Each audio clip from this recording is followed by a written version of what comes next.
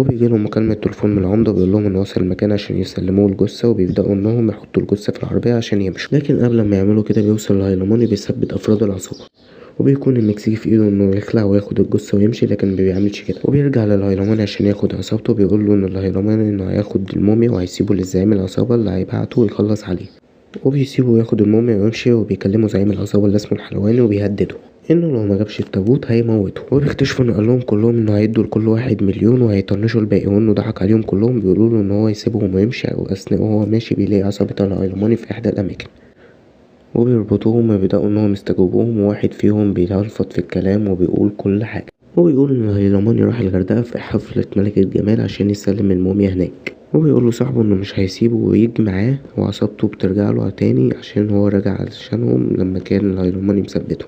وبيقعدوا الاتوبيس ويمشوا ويوصلوا الغردقة، وبيبدأوا يحضروا خطة علشان يبدأوا يخطفوا الموميا.